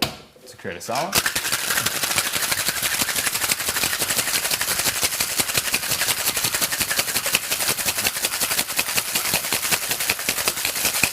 Nice. Good technique, chef. Hey, not bad, eh? Okay. Beautiful. Okay, we need Okay. the rocks glass. Right, our glass is ready. And you know, we're actually going to use this as the scoop. Do you want me to scoop the ice for you? Yeah. Cool. So we're going to pour this onto crushed ice. Yes. Right, we want our strainer ready. That's it. Beautiful. Okay. So you can pour it straight over that. Okay. I missed one when I was hitting the ice. And this is what we call a dramble. That's it. Okay. Oh, Nice. Then you're going to take half a shot of the creme de menthe, and then you're going Right. to take the jig and pour it in a circle around the drink, so you'll see it bleed down the sides. half a shot. Half a shot. Okay. Oops, that's too much. So what are we talking about? Creme de menthe, blackberry. Blackberry liqueur. Okay. Yeah. I've got too much in there, so I'm just going that's to. perfect. There you go. Just. So you can see it just kind of trickles down the Yeah, ice. lovely. Look at that, guys. Mixes as it goes down. Okay. Then, Just garnish. The biggest blueberries in the world. Blueberries on steroids. So you can garnish with blackberries, you can garnish with blueberries, Yeah, yeah. raspberries if you want to change the color, mint, whatever. This drink you can kind of just have some fun with. And it's a little Grey Goose. Nice. pick. And that's a dramble.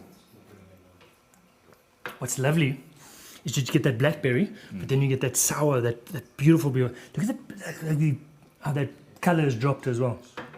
Georgie. Beautiful color. And then we have 4 incredible whiskey cocktails. They are really Thanks good. to Bacardi. I was pretty excited to make these drinks. Yeah, I'm yeah. not going to lie. And every single one of them are great. But what runs through with all of them is the lemon.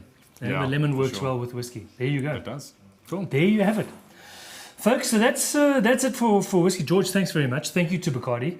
And we have obviously a very close relationship. Obviously, George with us in Saint and Marble restaurants, and our relationship with Bacardi is a very special one. So a massive thank you to them. For sure. Guys, DHL has arrived with a couple of the plates. We're going to get straight into that after this. We're going to clean down, and we're going to cross over to the judging of the plates and our first contestants that have got their plates to me. Okay, stay tuned. Awesome.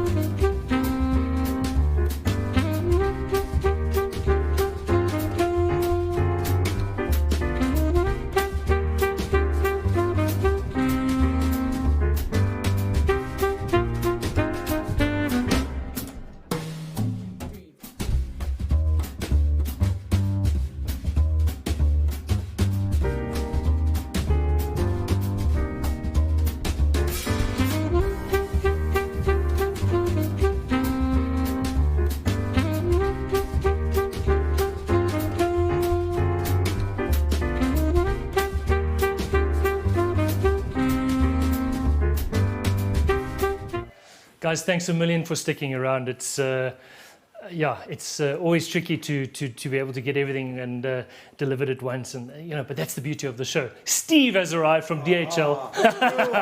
I love your mask, my friend. I'm sorry I don't have mine on, but my friend, thank you so very, very much. Where have you just come from? Fourways. From Fourways. Yes. This is Steve from DHL. Chap, there's the camera over there. Hello there. Hello there. But a massive thanks to you, Steve, and thanks to the team. I really appreciate it. Pleasure. Thanks. There we go. Thank you. So there we go, guys. The second plate has arrived. Thanks, buddy. Pleasure. Second plate is I'm going to take this out of the box.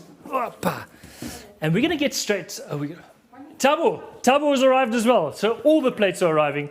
Fantastic. Stay tuned. Stay tuned. Tabo, bring that straight in, bud. All right. Thanks, my friend. How are you? Hey, I'm very good. I'm very good. Where have you just come from? Constantia Kloof. Constantia Kloof. Yes. Just I thought you come from Cape Town. Constantia just come from a Cape.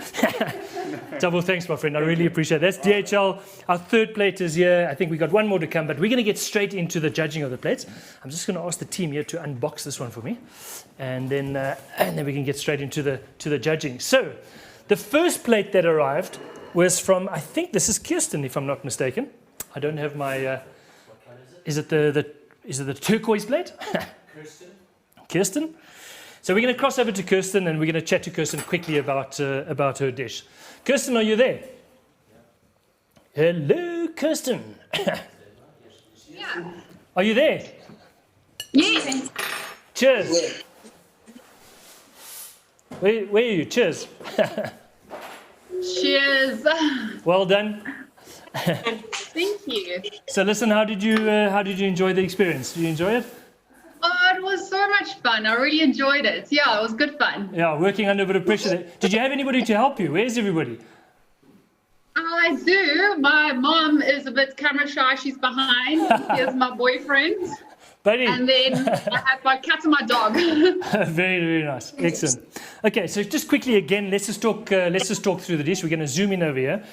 Just quickly talk us through the dish. The gnocchi that you made here was a spinach gnocchi, right? Yes, so I used the potatoes, the spinach, and the eggs for the spinach gnocchi. Yeah. Then I used the couscous and the sun-dried tomatoes to make the arancini. Yeah. Then I did a pan-seared sirloin steak. Yeah. Then a red pepper and chili sauce. Yeah. And then I did I'm calling it beef crackling. So I used some of the fat I sliced off of the sirloin and then crackled it up.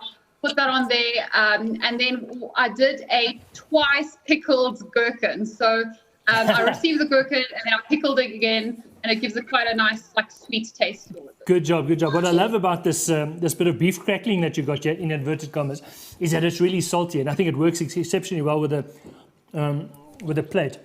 The couscous dumpling, quite dense. Obviously, it has to be quite dense, otherwise, when you fried it, it wouldn't hold.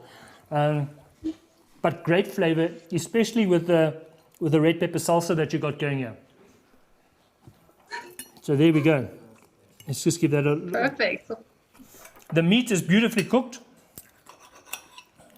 I don't know how you like your steak. I eat mine rare, so... No, this is perfect. This is perfect. Kirsten, well done. Thank you very much. We will chat tomorrow at 6 o'clock. We'll find out how well you really did. And but again, thanks so much for participating. Please give my love to your folks. And we'll chat soon.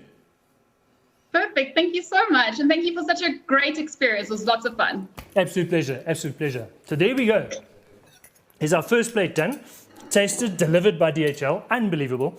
We're going to move on now quickly to the blue plate. Whose plate is the blue plate, chaps? Kaval. Shah's in Shah. Kaval, are you there, my friend? Thanks. Okay, we're waiting for Kaval. Hello. There you are. How are you, buddy? How's it?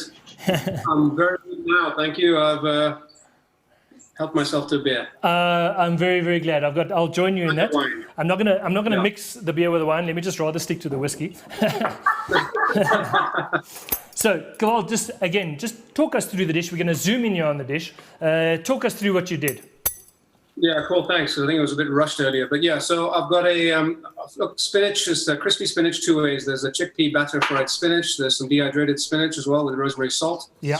There's some marinated eggs. So they're sort of not quite soft boiled and marinated in balsamic and soy and vinegar and etc. And then there's a bit of potato puree at the bottom and steak, hopefully medium rare, and a red pepper sauce. Yeah. Bring it all together.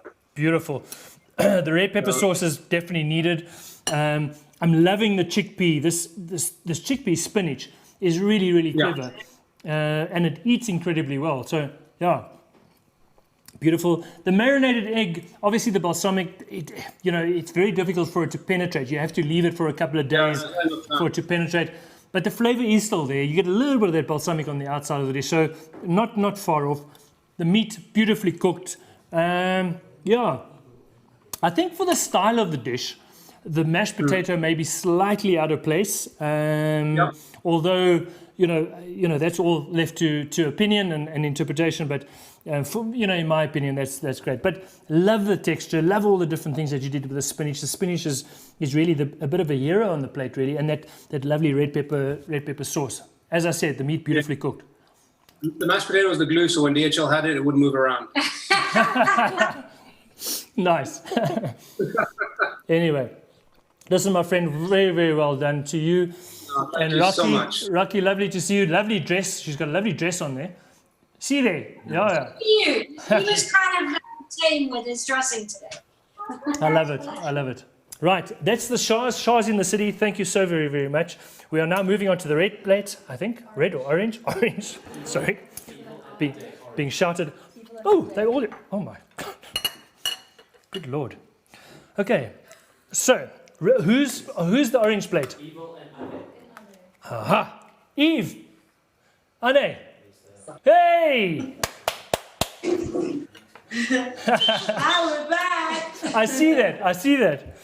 Guys, tell me about the dish. Tell me about the couscous. The first experience with couscous. How did it go? No, it was Ndokozo that hadn't done couscous. Oh, okay. Sorry. Yeah. So with the couscous, I made the couscous. Okay. I added red onion and the sweet corn, which was not in the box. That's what I've added. Beautiful. Oh, and the green pepper, but red pepper there from the box, sun dried. Yeah. To give you that acidicness, the spinach, and I put some parsley at the end. Yeah. Then we just did a salt and pepper for the steak. Yeah. There with some garlic and a little bit of butter and rosemary in the pan, and the salsa just to complement it. The sweet and the salsa has the chili. Did you get the salsa? Yeah. You got the salsa. Some blender in there.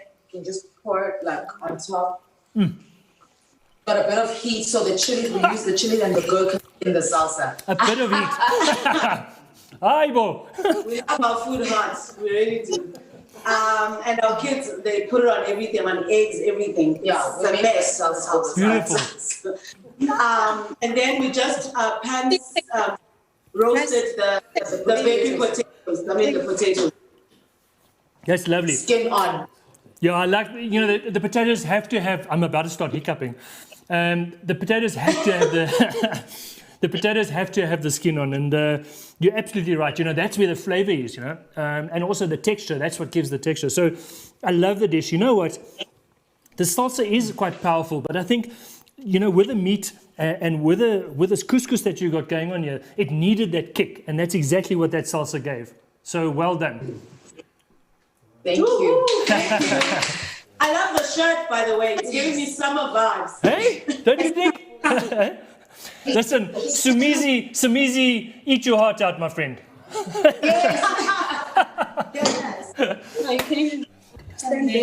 Ladies, thank you so very much, and thanks to for your team for getting involved. All the kids around the table, unbelievable.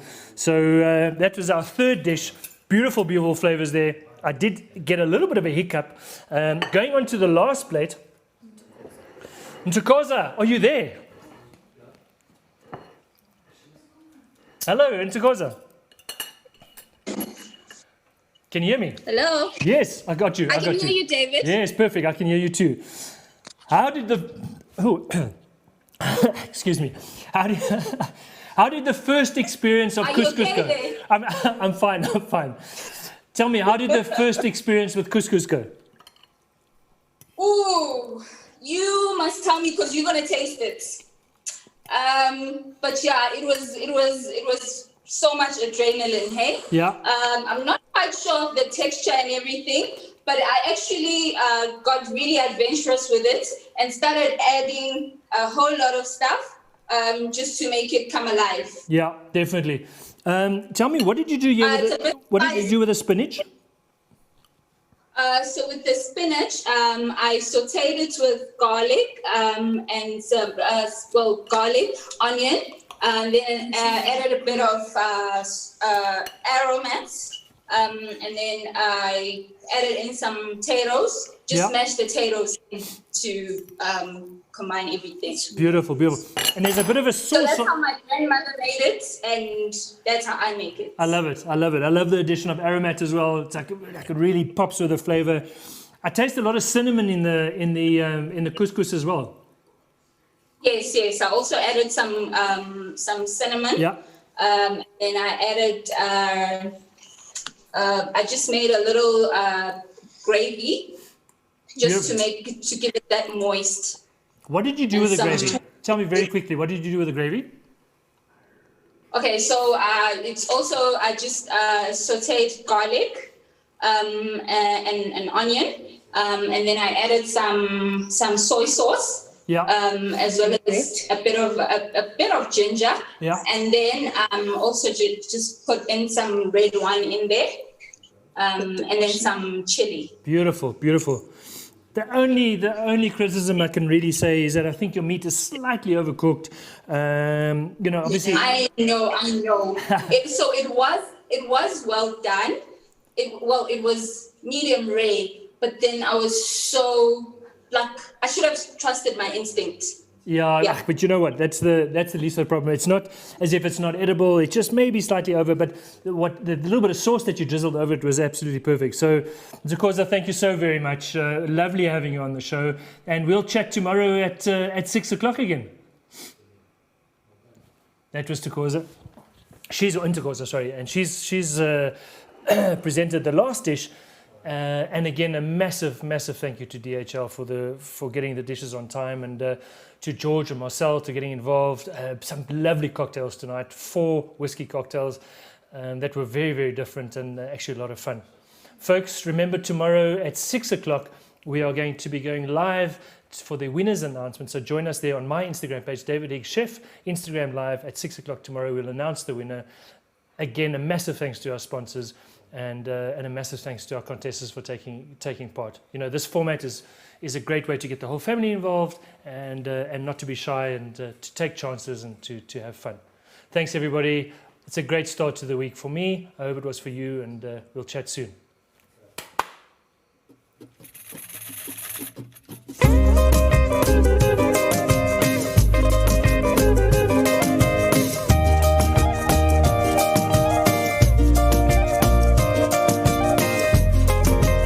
Should you get involved with Cooking for a Cause? Well, it's exactly that. It's for a great cause, obviously for the Eat Out Restaurant Relief Fund. You can see all the details on their website. But it really is about it's about making new friends. It's about a little cooking community, and it's a way to share your skills and your ideas with others. So if you're a food blogger, if you're a foodie, if you just enjoy cooking and you want to test your skills against others and have a bit of fun more than anything. Yes, obviously there's little prizes and stuff involved, but that's not really what this is about. This is about a feel-good.